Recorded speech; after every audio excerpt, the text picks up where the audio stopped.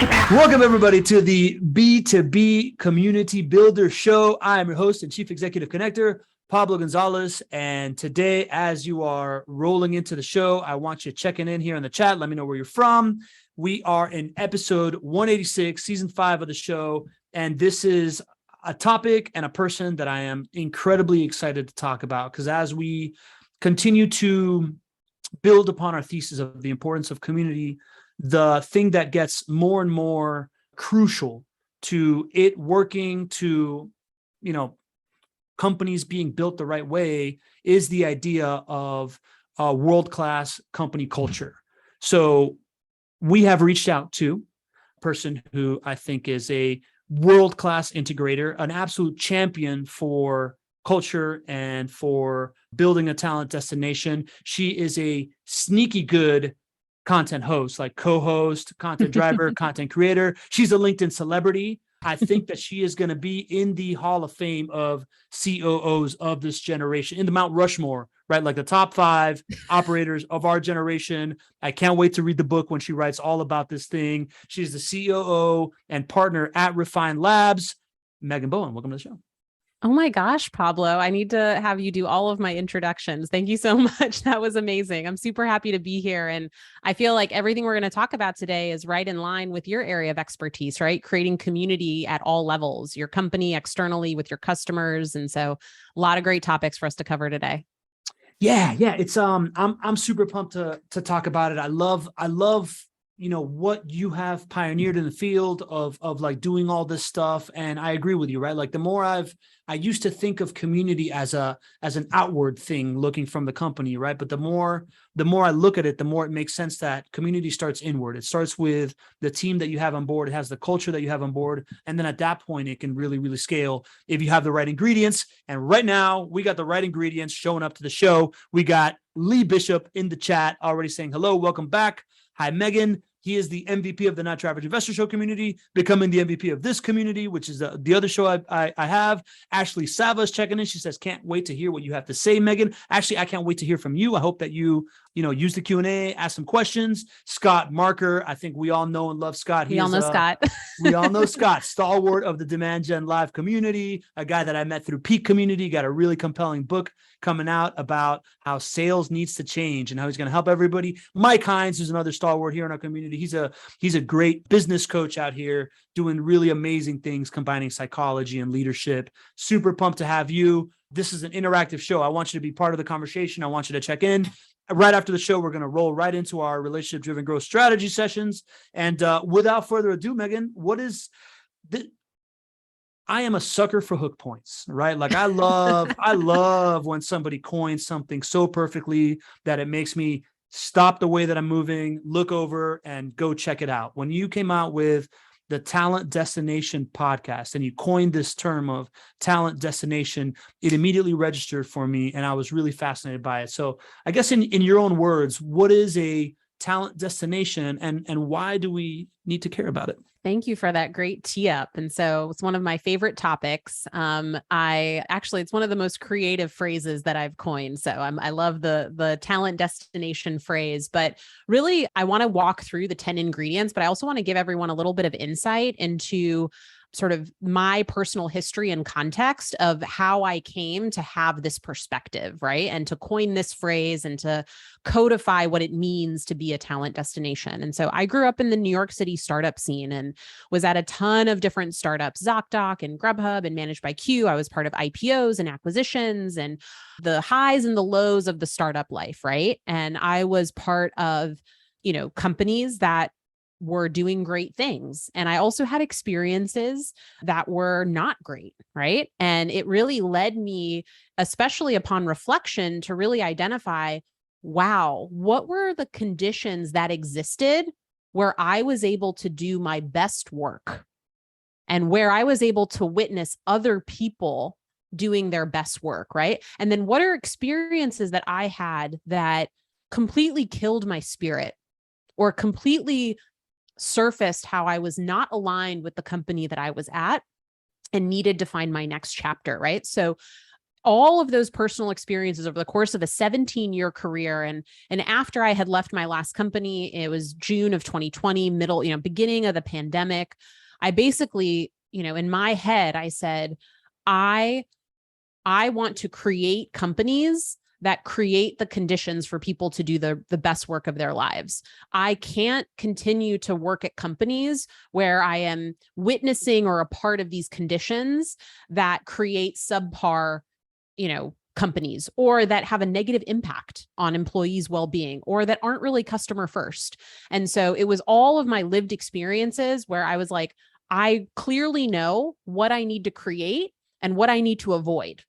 And how can I have a positive impact on the ecosystem and show people that you can build a successful company and do it the right way, right? And create a win-win-win, a win for your team, a win for your customers, and a win for your business. So that's kind of the backstory. I like to tell stories. And so I just thought that would be helpful to set the stage. But yeah, before I kind of get into my 10 ingredients, I don't know if you have any questions or reactions to that.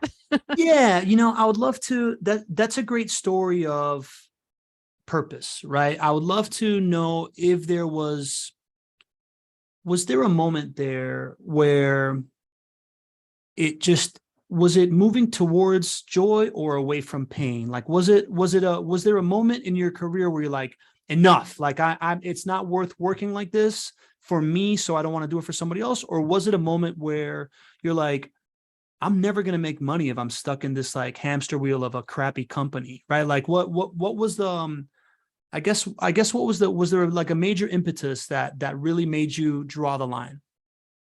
I think it was both, but to be honest, I think it was maybe more pain initially, because of my last two companies I was at, there was an acquisition and then the pandemic, and I was just part of really difficult situations, combination of like poor decision making, layoffs, like making decisions that we knew would negatively impact the team.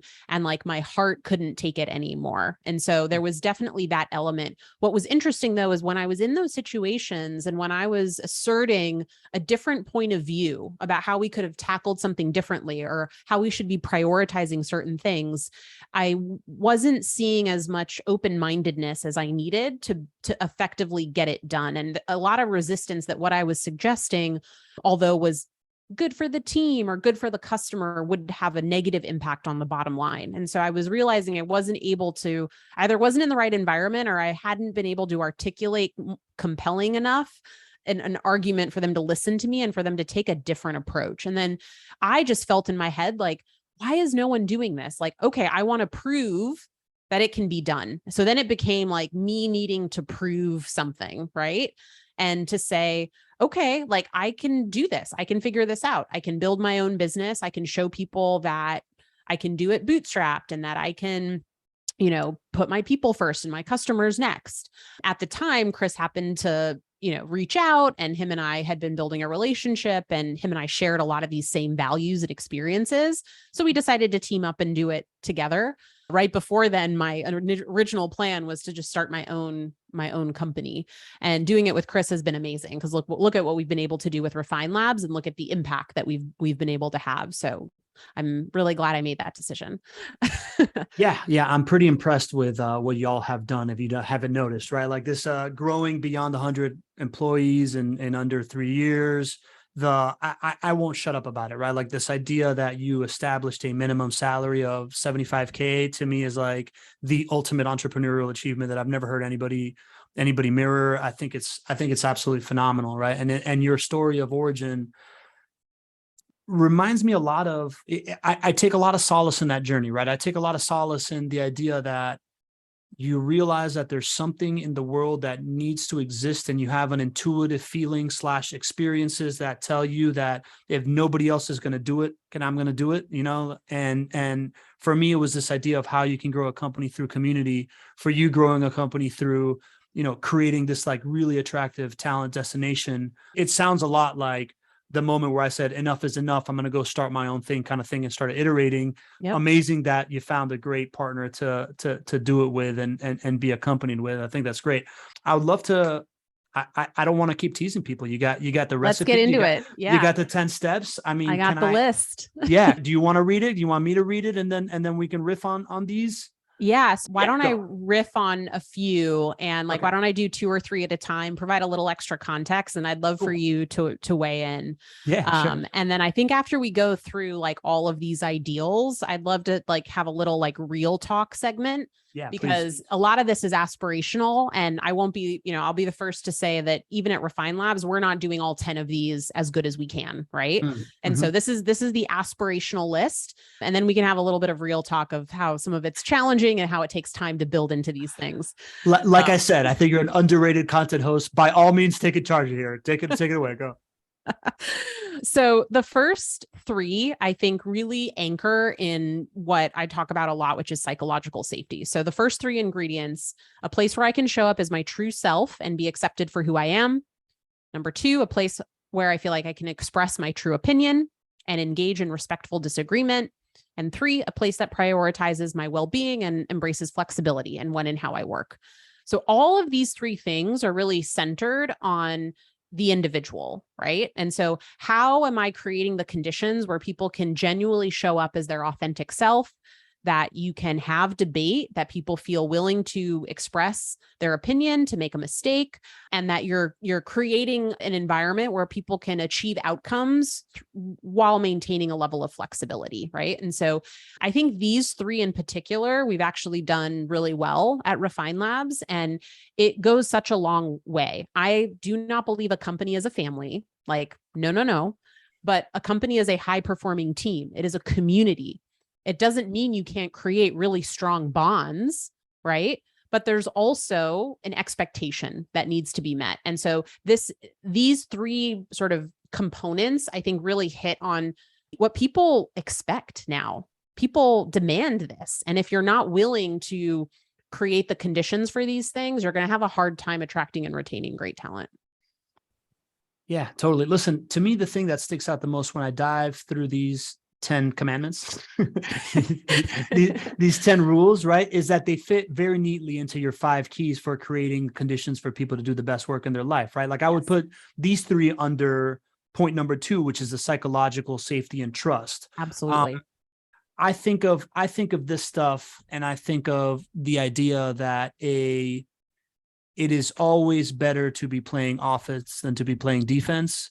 And if someone is coming from a defensive standpoint, right? Like if your bucket is overflowing with anxiety or fear, then you're not going to be in a clear space to make the best strategic decisions for yourself, for the company, for the client, for these kinds of things. And in a overly neurotic world where we live in right now, where anxiety is rampant, it is in the business owner's best interest to create a space where when you walk into the room, people relax instead of tighten up.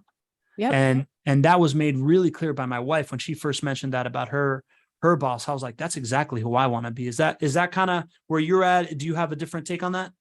Yeah, I think if people feel like they can be their authentic self and speak their mind and be listened to, they are more likely to raise challenges and to bring new ideas to the table and to tell you when something's going wrong, instead of being afraid to bring these things up, instead of being in a position where they feel like they just have to take and execute orders instead of help drive innovation forward, right?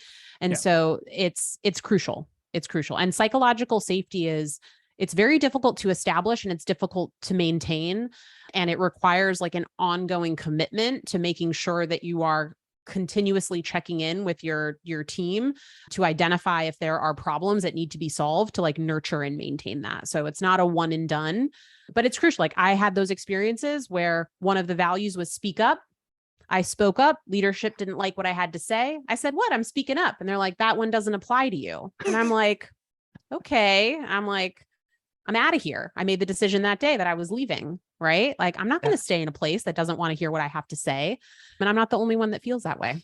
Yeah, totally. What's a good kind of like method for checking in on people, right? Like, how do you know when to check in? Do you have it built into a regular cadence, or do you look for certain signposts and triggers and stuff like that? Absolutely. So we do, quarterly engagement surveys. We do regular weekly pulse surveys through a tool called Lattice to like use tools to kind of get data and get an ongoing pulse. And then you have your culture ambassadors at the company, right? You have the people at the company that are in tune with the team, that people feel comfortable going to when things come up, who are empowered to surface those things and to encourage people that bring up challenges or problems to share them upwards with leadership. So it's a combination of figuring out systems and sort of cadences for like regular surveying and having some mechanism for some data collection around that, because that's important, especially as you scale, but also talking to people and having those people within the org that, people do feel comfortable opening up with. So whether it's office hours and kind of keeping those open lines of communication, those are the two primary tactics that we use. Are you looking for a cultural ambassador? Like, are you always on the lookout? Like, oh, this person's been here for a couple of months, looks like a perfect cultural ambassador, or is it? They reveal themselves, right? Okay. It's because they don't have to try because of who they are and their level of empathy and emotional intelligence. They are the people that groups of the company will go to share their feedback, right? So it's paying attention. Okay. And it's who are those individuals? How are they managing up? How are they then encouraging those people to share it with directly? But are you checking in with the cultural ambassadors at a different cadence? It's more organic, I would say, and usually like at least monthly, but it depends. And especially after certain things happen, and I was going to bring this up today. Like, unfortunately, we did have to lay off a percentage of our company, which was like, I never, ever, ever wanted to do that. We did it in the best way that we could, but that was super shitty, right? So I've been spending a lot of time with these individuals over the last few weeks so that we can go through the repair that our organization has to go through after an event like that. So it really depends on what's going on and where you need to bolster that team morale and that engagement and bringing those in at the right time. Got it. That to me goes back to kind of like one of the core tenets for me of building community, which is you don't want to be Superman. You want to create the Avengers, right? Yeah. Like you want to create this empowered team. You can't do it all. Yeah. Yeah. So that makes a lot of sense. All right. You want to hit me with a couple more of these and let's rip some more? Yeah. So the next three, I think they touch on some different points, but I'll connect them. So 4 is a place with a vision for the future that is different, unique, compelling, and important, right? So this speaks to purpose, vision, mission, purpose. What are we trying to do? And people have to be energized by that, right? They have to be inspired by that.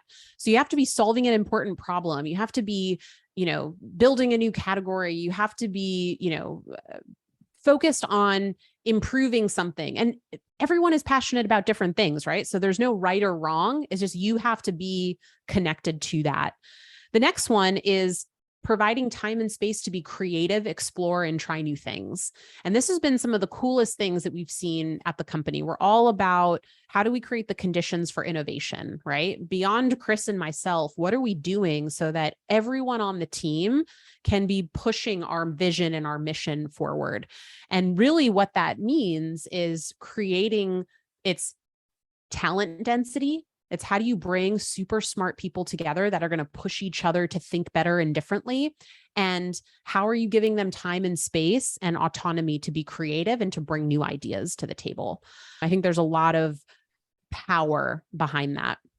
And then I think the next one that I'll loop in with this group is a long-term mindset and unwillingness to sacrifice integrity, honesty, and respect to get ahead.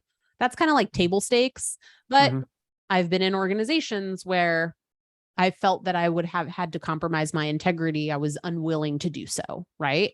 And you can't. Yeah. So table stakes, but there's still places out there where sometimes people feel like they're being put in a situation where they don't want to be in. Table stakes in integrity is, basic human decency, right? Like I think you are, if you are lucky enough to have been raised right or have been taught something by a mentor, right? What I find unique in that is the long-term mindset inside of it. Can you expand a little bit of the difference between like short-term mindset integrity and long-term mindset integrity? Yeah, absolutely. And I made these mistakes in my career, right? Like I'm very goal oriented. So if you're like, you have to get this thing done, I will do anything to get it done. Right. But what I've realized is there can be collateral damage. And so like I was at a company and we were trying to hit a really like overly aggressive revenue target.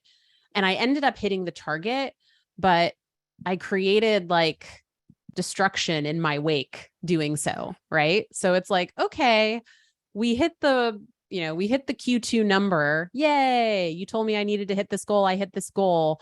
But wait a second. Look what happened as a result of that. And is the collateral damage worth that short-term goal attainment where, you know what, I could have avoided that. Maybe I missed Q2, but then we would have met or exceeded Q3 or Q4, right? So it's really understanding the impact that you're having on the rest of the organization and understanding that achieving a goal in and of itself isn't the only measure of success.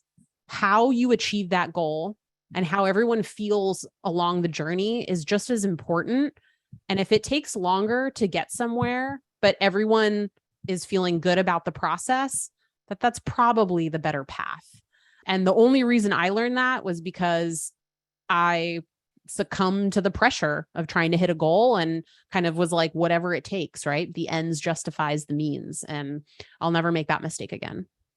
Yeah, totally. That's one of our core values is to play the infinite game, which I think is similar to one of your core values that has to do with playing long term, right? Embracing an infinite mindset. And to us, we describe it as the idea that to think beyond the moment of how this applies, right? Strategically, right? Like we tie sustainability into it. The idea of, think beyond the boundary of whatever you're acting in and how sustainable a thing that you're building. And the idea that you can't really, losing your shit on somebody is a fireable offense, right? Because once you do that, it's really, really hard to go back to, like, no matter how frustrated you are, if you don't put in that extra effort to communicate in a constructive way and it becomes a really personal destructive thing, there's kind of no rebuilding that, right? Like kind of like the psychological safety that you said, once you cross that threshold, it's kind of hard to walk it back.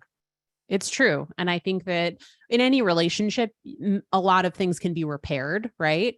But at some point you will cross a line, right? And I mean, and that's, those were a lot of moments in my career, right? Like even in that situation where the leader told me like speaking up doesn't apply to you, like don't do that. There were signs leading up to that maybe that wasn't the right place for me. And then that was the straw for me that was like, I can't be here anymore. This isn't the place for me.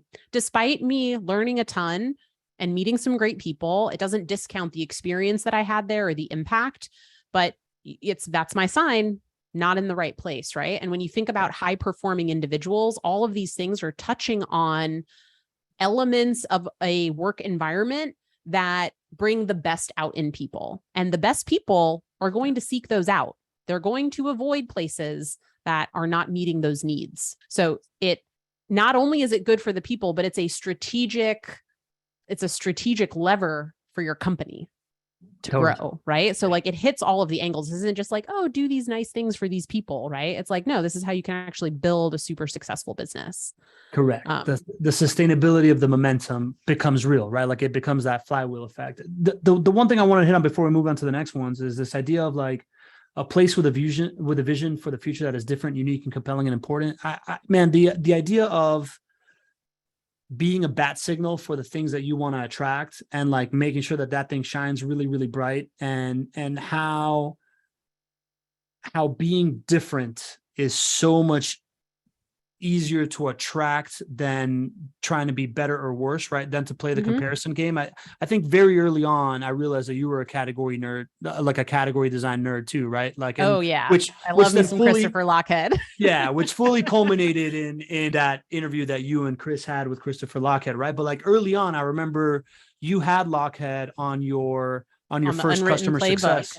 Yeah, on your unwritten playbook one. And I remember like when I had your partner Chris on this show in episode 100, my first question to him was, would you say that you are designing a category? And he kind of like skirted the question. I was like, oh, okay. So Megan is the one that's like really going hard at the category thing right now. But you have both always done a really, really good job of this is why we're different, right? Be it strategic narrative, be it category design, being whatever that's worth. Can you talk about how kind of just like creating that wake and creating those ripples kind of pulls people along with you that really want to go for it? Yeah, absolutely. And I view what we're doing at Refine Labs that we have two visions and that we're creating two categories, right? So Chris Walker is 100% a category creator, and sure. his vision for the future of marketing is compelling, unique, different, right? And it's going to continue to evolve and get even better and better over time, right? And so he excels there. Whenever this show was, he didn't realize how brilliant he is. Yeah, it was like 83 episodes ago, right? It was a long time ago, right? Yeah. And then at the same time, though, so it's like we're going to change the world of B2B marketing, but we also want to change how companies should be built, right?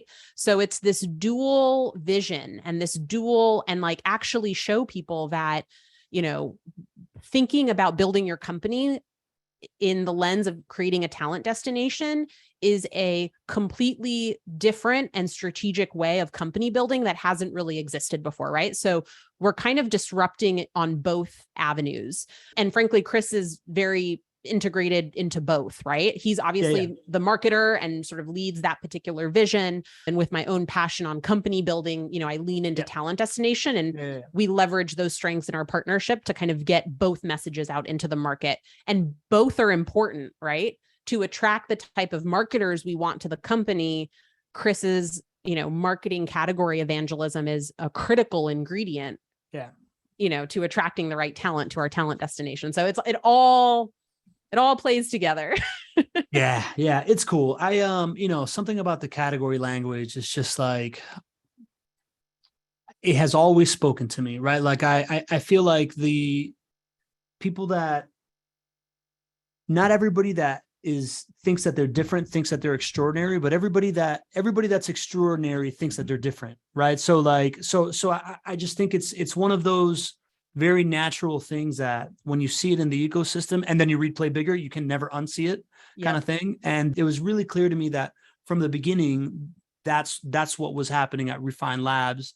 And I find it fascinating of how much it's evolved, right? Like how much more like consciously the language of category and the language of that stuff has become part of the lexicon over time. And I just really admire it. Right. All right, let's go. Give me some more, Megan. Let's keep kicking it. All right. So I'll go through the last four so that we hit all 10. So the next one, number 7, is a place with clear expectations, regular feedback, and accountability that challenges me to grow. So this is challenging, especially in like a startup environment or when you're just at the beginning of building a business, because there is a lot of ambiguity, right? And so having clarity on goals and expectations and prioritizing feedback conversations, it can be challenging because you're just like, we got to get this going, right? And we want to change course and do this and that. But this is what can frustrate so many people. Like I've seen so many instances and I've been there where expectations weren't communicated clearly, then those expectations weren't met, and then that person was penalized for it when it all could have been avoided had those expectations been made really clear at the beginning.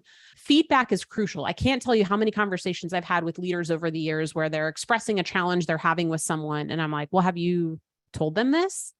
No. I'm like, okay, well, if you just talk to people and you give them feedback, you can work through just about everything. And so many people are, whether it's conflict avoidant or just not comfortable or not, they don't feel prepared to deliver constructive feedback. It's a huge hindrance. And then holding people accountable, right? Again, I'm all about the warm and fuzzy feelings, but at the end of the day, we're here to do a job and people appreciate being held accountable. And there is a way to do it where you don't have to be an asshole about it, right? And you can renegotiate deadlines and this and that. But when people are held accountable, they feel more, ownership of their work. And if you have an accountability conversation, they're more likely to manage up effectively or proactively surface a deadline change, whatever it is. And so these are things that often like, we're too busy, we're growing fast, we can't do all these things. And like, these are so critical. Like all your company is a bunch of people doing stuff. So you just need to make sure everyone is clear on what they should be doing. Make sure they're in the right person in the right seat of the bus, right? Like Jim Collins 101. Yeah. Yes. All right. Let's keep kicking. Exactly. So a place where I'm surrounded by diverse, intelligent, driven people who I can constantly learn from, right? This speaks to talent density. Some of the best experiences that I had, even at companies that I didn't have some good experiences at, if I was around super talented people, man, like that motivates high performers, right? And it collectively elevates everybody. Yeah. That was the reason that I left the construction industry, right? Like I was tired of like but we've done it this way for the last 25 years conversation. Yep. I was like, I need to be in a place where everybody's like, how do we do it better? Right? Yes. Like, how do we do it now? How do we think of a different way to solve this problem? And number 9, a place where I'm appreciated, recognized, and rewarded for a job well done. Thank you goes a long way. Like having joy, laughter, positive energy in the workplace is critical, right? Validating people when they do something good will mean that they keep doing that good thing. There's just so many reasons why. And this is like, it's just crazy to me how so many leaders don't do simple things that would go such a long way to make people feel appreciated. That's another huge reason why top talent leaves. If they don't feel recognized or appreciated, they're going to go somewhere where they will feel that way. And lastly, number 10, a place that makes me a better person, practitioner, and leader that wants to pay it forward to help others. And so one of our new values is having a growth mindset. Like all high performing individuals want to continue to grow personally and professionally, right? And they want to get better at their craft, but they want to become a better leader or a better person, right? And learn new things. And so how are you creating an environment where people can achieve their personal and professional growth objectives so that I think Amy Vola says this actually, but like alignment is the new loyalty. I'm not going to be blindly loyal to you no matter what, but if my goals are aligned with the company's goals and we can both get stuff out of this, I will be loyal to the company because it's good for me. Right. Yeah. And so that's sort of the mindset to be having around that. Man, these last kind of 2 or 3, right, remind me a lot of my like one relationship that I've made through podcasts and that really makes me kind of pinch myself is this guy called Robin Dreek, who was the former head of and behavioral intelligence at the FBI. He was like a Russian spy catcher. He was like Jack Bauer. Oh, that's cool. Yeah.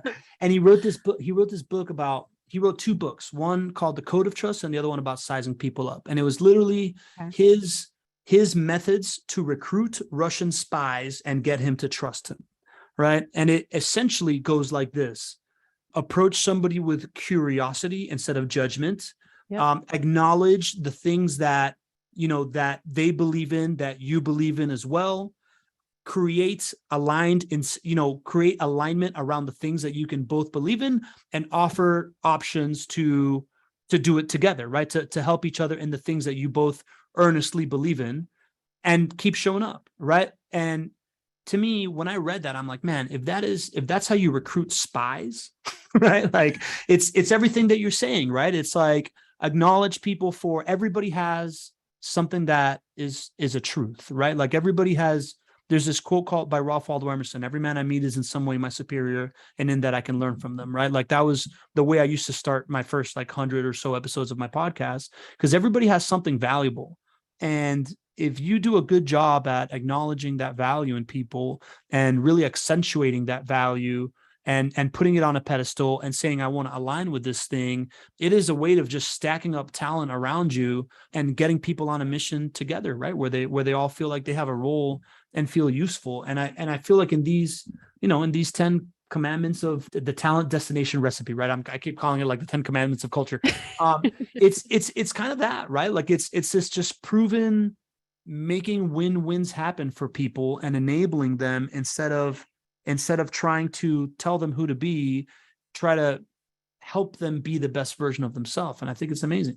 Yeah. And the point in kind of spelling it out this way and why we launched the podcast is, yes, this is aspirational, but when you look at each of these ingredients on their own, they're all simple, right? Like, yes, the execution of them, at scale is difficult and challenging, but also just showing people like, here are the steps and here are the things you need to pay attention to. And this is what's most important, and work through this list, right? So the goal was converting it from an abstract idea of how do you achieve this thing called a great culture, right? And just breaking it down into super simple concepts that theoretically, if you are aligned and committed, like anyone could make this happen if they want to. Yeah. So that was the hope of distilling it. So like, this is a roadmap and we can create more companies like this. So more people can work in great places, right? And have better outcomes, better well-being, like better innovation, better ideas, like better all around. Yeah, better all around, man. Look, a lot of stuff that we're talking about reminds me a lot of our mutual friend Jerry McNamara, who's here, and he's the first guy that I heard talking about like love your people the hardest, and also talking about this idea that if you can make 100 CEOs or 10,000 CEOs believe in these concepts, that's the way to impact the world, right? Like corporate culture. My wife and I were having this really interesting conversation of like, companies run the world now, man. Like it's obvious, right? Like the resistance to Ukraine and everything that happens has been like decoupled from governmental organizations. And it's all about how companies are able to affect change in a massive way. So the idea of injecting this recipe into companies so that we can just start having people do their best work, feel valued, feel like they have purpose, be on a mission, and continue to add that value to the equation is the way to improve the world. I think it's super profound what you're doing. It's incredible. Yeah, absolutely. It's like Mark Benioff in Salesforce, right? Like he's essentially a philanthropist now after building Salesforce, and he spends most of his time on different philanthropic efforts that he feels passionate about. And I think like in just reflecting of my own experiences and my peers kind of growing up in the New York startup scene, like I have seen people like their mental and physical well-being be extremely negatively impacted by work conditions, right? Yeah. And this is like, it's not good for anyone. And it was sort of under the guise of, well, it's business and we don't have a choice and it has to be this way. And so it's rejecting that premise, right? And saying that isn't actually true. And the other piece of it is like acknowledging what it is, right? Like business is personal. It is emotional. Human beings are super emotional. Like even people that say that they're more logical will respond in various situations highly emotionally, right? And so it's also just acknowledging like the beast that we all are and the things that we need, right? And the things that make us feel good and that make us feel connected to a purpose and that motivate us to want to do things, and not like leaning into that, and not like being emotional is not a bad thing, right? And being in tune with other people's emotions. Now you have to manage those emotions and you have to harness them effectively. But it's so critical. It's why I talk about emotional intelligence so much as well, because it's I'm using air quotes, like the soft skill, which is going to become like one of the most important skills for people to develop, is like, how do you work with other people and like get shit done and influence others, get people on the same page, motivate, inspire, etc. Okay, I'm done. Now I'm in. Listen, you had me at reject the premise, and you kept me going the whole time. I love it. Let's ask. So Ashley Saba, Ashley, great to have you here. She's obviously a fan of yours. She's got a question. She's asking, will you be putting out a podcast on Talent Destination on the layoffs? It seems like you guys did them right, the right way. And I think a lot of companies need to learn from you. Is that something you're thinking about?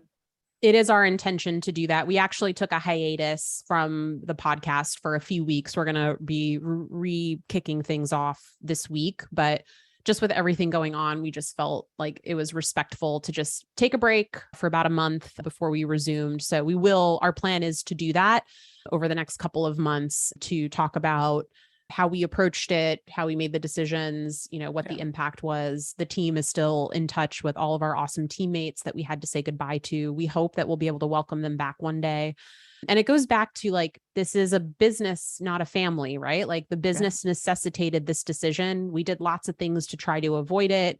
It's the worst decision that you have to make. But unfortunately, it's like, it's also part of building businesses. And sometimes it has to happen. So if you do have to do something like that, how are you doing it in the best possible way to treat those impacted with dignity and respect and give them the best chance for making a good transition so that it doesn't extremely negatively disrupt their life? Obviously it does. And obviously it's a very upsetting situation. So yeah, our intent is to talk more about that and probably just wait a little bit longer as everyone's, kind of looking for their next thing and as we're helping people try to land their next opportunity.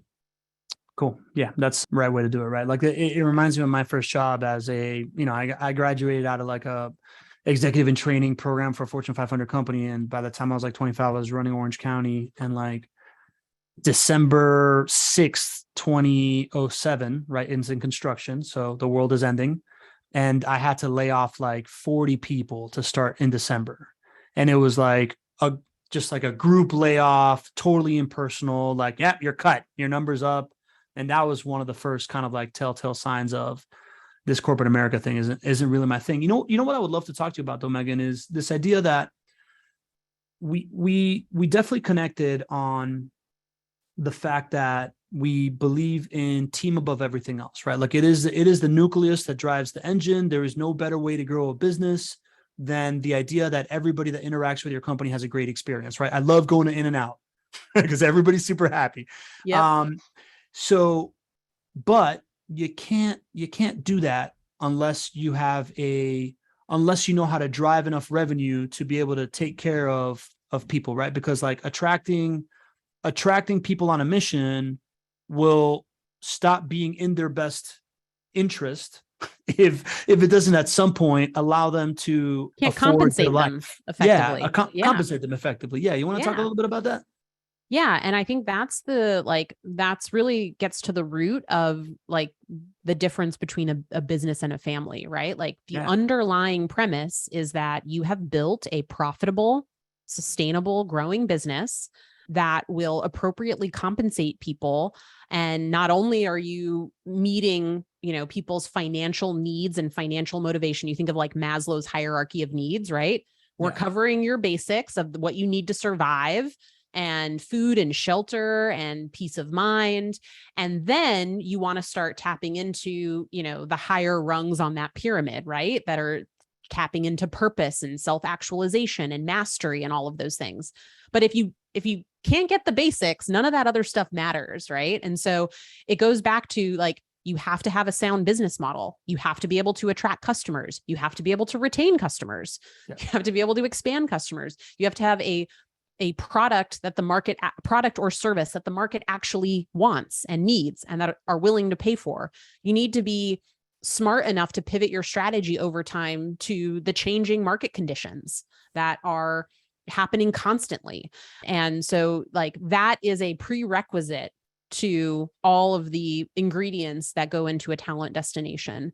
And this is why like I grew up in the startup scene, right? With like, I was at companies that were getting millions and millions of dollars in funding, burning a ton of cash. I was at a company that went from private to IPO and saw how that changed everything, right? With how we spent money and every so it's like that is foundational. And at the end of the day, if you don't have a product that people want, you don't have a proven customer acquisition and retention model, you're not actually doing something that matters. Like you're not going to get to the phase where you can start creating a talent destination. So this is all under the premise that like you're building a business that has sound unit economics. Yeah.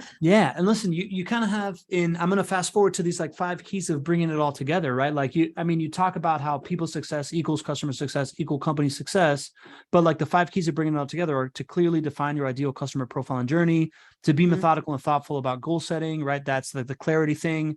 Ensure there is true company alignment on goals and incentives. We talk plenty about that. 4, regularly identified points of friction and address them quickly. You just said it. You got to keep iterating, and then embracing the infinite mindset. We talked about that. I want to go back to number 1 and what that role of really knowing your ideal customer profile and journey, right? Like the role of a niche was one of the biggest pieces of advice that you gave me when we first spoke. And it's something that Chris has told me over and over again, and it's finally beat it into my head. Can you tell me kind of, how does the whole niche and knowing your clientele really play into all of this at a foundational level? Yeah, absolutely. And it's also natural that as your company grows that this changes, but being super clear on which customer is going to actually achieve the value or the desired outcome of your product or service, and what does that customer need? What are their problems? And how can you deliver on that outcome effectively is key.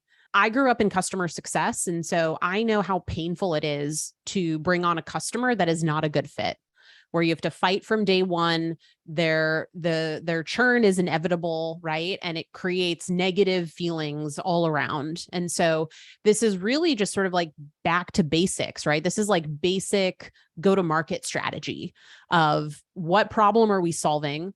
Who is my target customer? What do they care about? As I think about how I'm going to deliver this product or service and what the customer's desired outcome is, how am I architecting a journey to get them there as soon as possible?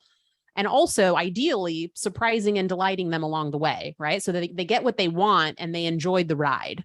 And it's tough when you're in a startup environment, especially if you're starting a new business, you might not know right away who your ideal customer is, right?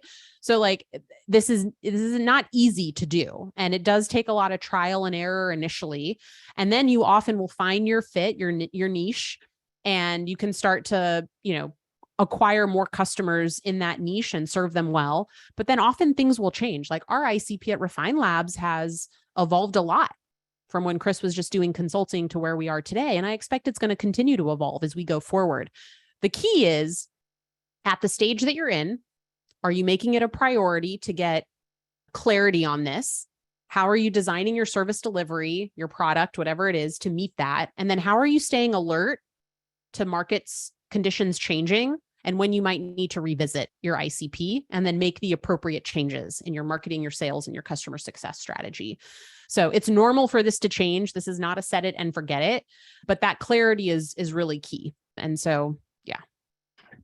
Totally. Listen, I heard it from you and Chris 50 times until it finally like really started committing to it. And it never became more apparent to me than a couple of weeks ago. I was, as we have iterated through what can our niche be, it's becoming very obvious to me that companies that are in the wealth creation space stand very well to do this like community-led motion, because everybody loves to get together, talk about money. They love people value networking in that space, right? And they all have money to invest in marketing because they have very high deal sizes, right? So we're launching this financial planner for physicians, and our go-to move is to interview 12 of your best clients so we can start understanding the niche.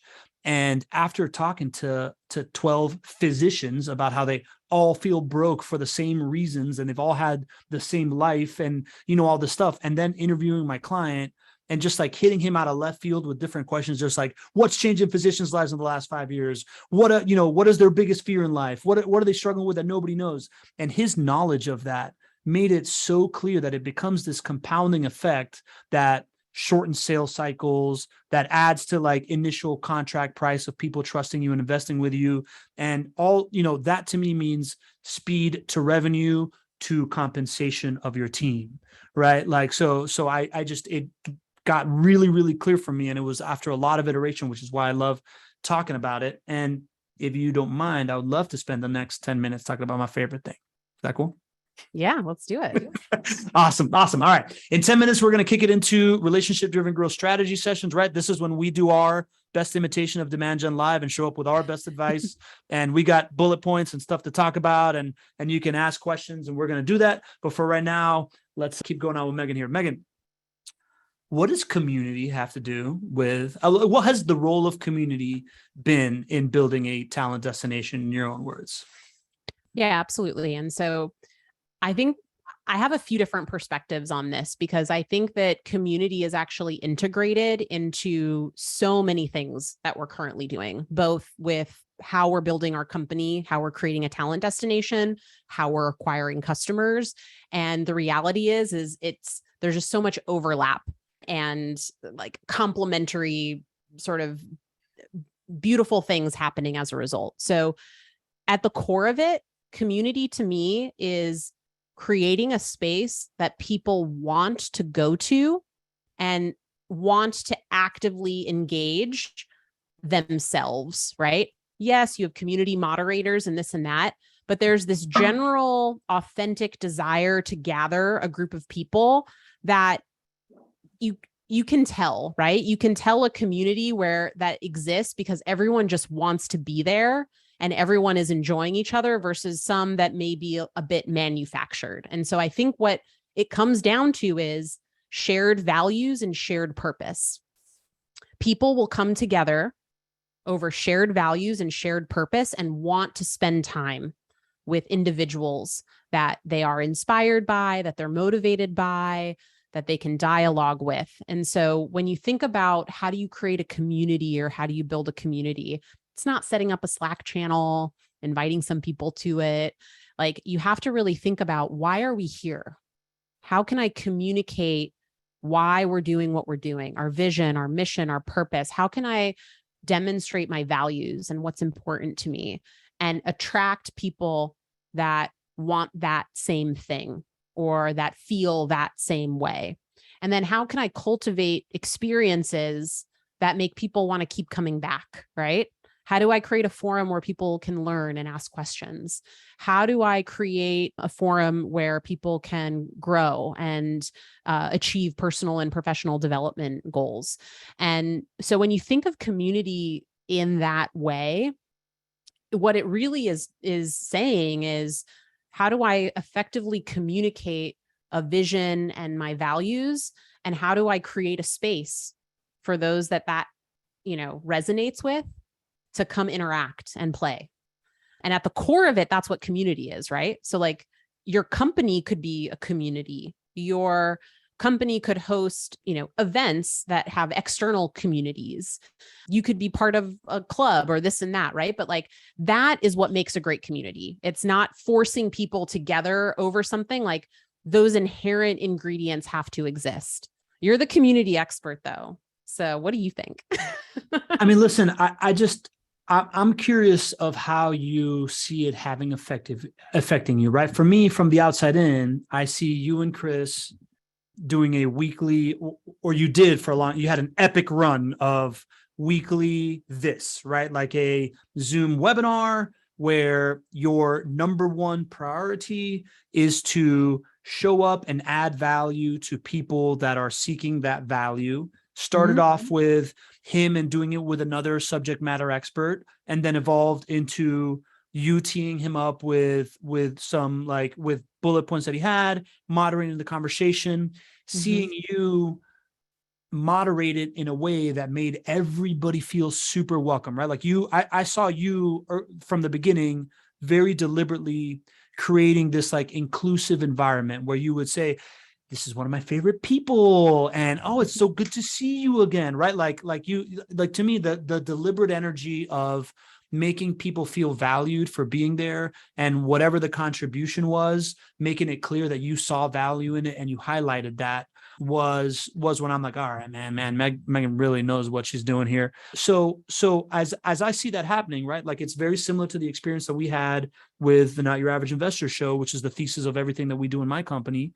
And as I've seen it mature, I've seen kind of both parallel happen, from it being a client acquisition play where we're making this awesome content and we're creating this badass social validation for anybody that thinks, maybe I want to do business with somebody. Oh, wow, it's got 60 people that show up here every single day. So it becomes a pipeline accelerator, to becoming something where somebody applies to work at your company because they have been a part of this thing, right? So like that, from the outside looking in, that was the journey that I saw, which is the journey that we have lived as well. And it's the thing that we preach will happen if you do it correctly. And I'm curious, from your experience, when you all started, you've been wanting to do a talent destination forever. When the strategy started, were you already thinking of reverse engineering this into a way that you can recruit people? Is it something that happened and then you realize, man, we got this, like, all these benefits, right? Like, how conscious was it, outside of the idea that you are making people feel welcome? How conscious was it that a content stream that led to revenue could also turn into a client acquisition tool? Yeah. So I think the idea that the community would open up avenues for us to find great talent, we kind of felt that from the beginning, right? And so it was really around, and when you think about, like, how are we being intentional about that? Like, I would ensure that as we were going through it, that, like, whether someone asked it or whether I would ask Chris a question, like, we were talking about what it was like to work at the company, right? We would highlight when we had openings. We would find people that were looking for demand gen jobs, right? And I would reach out after the show and say, hey, like your profile looks great. You want to have a conversation, right? So we knew from the beginning that it was a way for us to, get connected to great people and great talent. And we've hired multiple people that have been longtime GGL listeners, right? We've built a lot of those great relationships. I think that and Chris talks a lot about this too. And you say like, oh, Megan, you're very like welcoming and warm. Like that piece of it is literally just who I am, right? There's like no really like strategic intention behind it. Like it's just, it's me. It's me being my authentic self. And like, I am like in my personal life, I am like the ultimate host. Like every weekend this summer, I've had a different group of people over and I'm like entertaining and feeding and doing all of the things. And like, I love that. Like, I love taking care of people. I love creating great moments for people. I love making people feel special. Right. So, and then with Chris, like he like genuinely wants to help other marketers level up. So, and he talks about this a lot too, like your intention, like our intention was fairly pure. Now we knew that although we were tapping into that pure intention, that there was a solid business strategy behind it, right? For content production primarily, and then customer acquisition and talent acquisition sort of secondarily. But I don't think it would have been as effective if both of us weren't coming from a genuine place of authenticity, of wanting to help level up marketers and just wanting to make people feel comfortable learning and growing together. So it's hard to replace that. I don't know. I agree, right? Like to me, that's why I started with you clearly show up wanting to help people, right? Yeah. I think that's the recipe. I think that it doesn't, as a leader, and Ryan, why don't you start letting people up for relationship-driven growth? Start with Isar, because Isar has a surprise for you, my business partner. He's got something he wants to show you. As a leader, whether it is for your company or whether it is for your clientele community, if you are not showing up in a genuine desire to help people reach their goals, you are missing out on the overall strategy that is going to win in the 21st century, right? Like, and that to me is what has been so obvious for everything that Refine Labs has done, and the partnership of you and Chris. It's clear that you both came together wanting to help each other out. That has created this environment where you are helping out a market, you're helping out, a community, you're helping out your employees and what you're doing. And it's always seemed so, it's always been so blatantly genuine and undeniably genuine would be the thing that I've noticed, that I think is the overall lesson to really learn from how you have a podcast that is one of the best podcasts in the world, and how you've built one of the most compelling businesses of anybody in the last, since COVID, right? Like I don't think anybody in since 2020 has really built something this significant and shown up as such a rocket ship. And I just really want to iterate the fact that it has come from a genuine place to want to help at large, that is also a super solid business strategy. Well said. Yeah. All right, cool. Well, that's me on my soapbox. I realize that I just made Ryan a co-host right now to start letting people up. Megan, quick question from Don. Now that you are on the other end of the journey, how have you defined, you know what, I want to give you grace. And if you're going to talk about your layoffs, I want you to do it on your own platform. So we'll leave it at that. We will address, but no, thank you so much for having me. It was awesome to chat about this with you. I know you guys have the next section. I'll have to drop off for my next call, but this was really awesome to be here. And I always love catching up with you, Pablo. And so thanks so much. And it was great to see everyone in the chat. And yeah, you'll hear more from everything that we're doing as we continue to push out content on Talent Destination. What's the best way to connect with you, Megan? Or what is the number one thing anybody can do to help you out? You can connect with me on LinkedIn. I'm not on any other social media for the moment. And then you can check out Talent Destination. And that's all. Check me out. Let me know if I can help. I don't need anything else though right now. Isar, say hello. Isar, good to see Megan. you. So I've been wearing the Refine Lab stuff for the last few weeks, basically, since I got it. It's really, really do you awesome. have the... I got my mic, I got the cap, I've got the whole Refine Labs thing. And it's the only thing I can say, it's Florida and it's August and it's a little warm. So next time, maybe something a little chill for the guys down south. We have to get you a tank top or a t-shirt. Yeah, exactly. All right. I'll put it on go to the your next call. list. Thank you so much, Megan. Really appreciate you. Have a great session, guys. Take All care. right.